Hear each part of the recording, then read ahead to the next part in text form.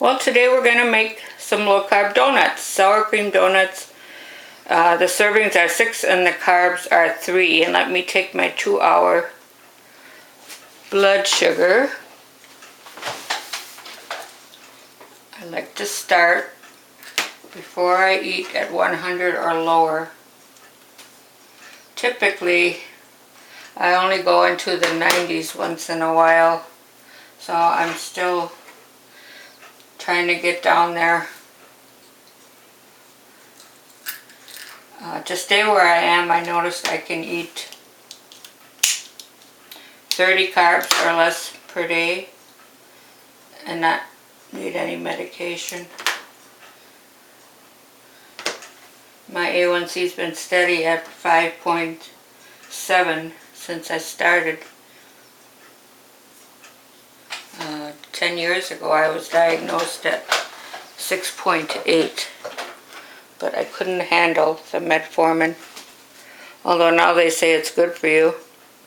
111, that's a little high for the 2-hour, but we'll keep working at it. So you need one of these donut, or well, what I use is the Wilton dessert decorator. I'll show you. Dessert decorator plus. This one has the thicker, comes with a thicker tube, or where it has a bigger hole, so it'll be just the right size for the donuts. And once you get your filling, or not your filling, your dough into there, you squeeze it out into the donut pan. I have not tried it on a cookie sheet because I'm scared they're going to spread. So I do use this pan. It has it makes 6 donuts. So here we go with the recipe. 2/3 cup coconut flour.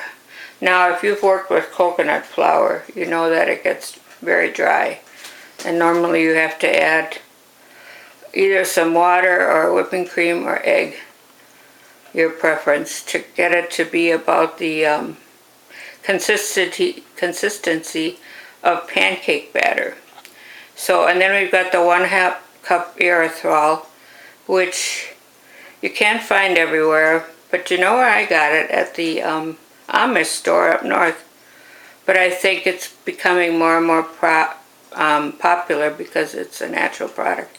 Or I'll use the stevia, natural stevia. Alright, 1/2 tablespoon baking powder.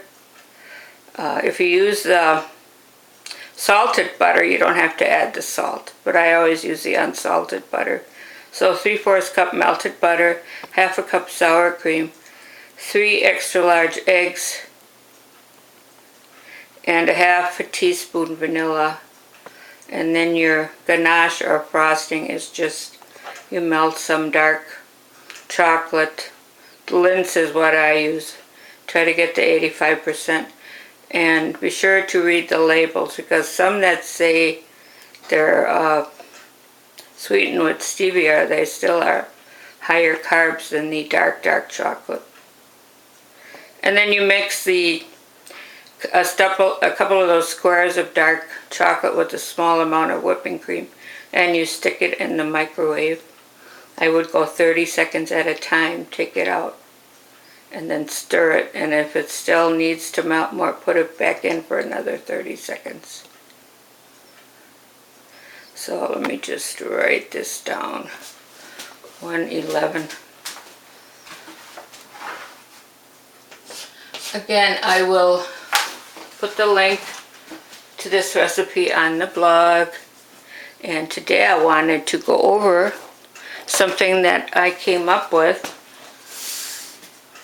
as a list of do's and do nots. Let's see. Okay, it's called Eat This, Not That. If you want to make a copy of this, you can.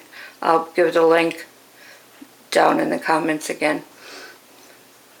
Alright, this all says eat, but you know, you can tell that some of this you need to drink it. So unsweetened coconut milk or unsweetened almond milk and not cow's milk, because regular milk has sugar in it, and that's something I learned. But now that I haven't had regular milk for a couple of years, I can taste the sugar, whereas before I never thought it contained sugar. So spaghetti squash, not pasta.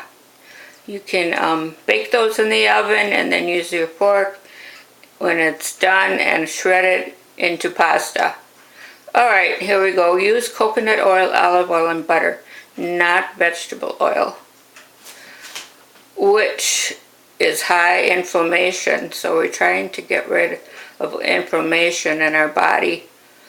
One of the causes and one of the after effects of diabetes. We use the mashed cauliflower, not mashed potatoes. And these are really pretty good. You can put garlic in it. Well, cheese. I don't know about the cheese unless you add it yourself. Yeah, don't get the processed cauliflower. Alright, we got almond meal or crushed pork rinds, not breadcrumbs. Use that for coating whatever you want to coat. I use it for coating eggplant, sometimes meat, fish. Alright, here we go with the stevia, not sugar and not honey.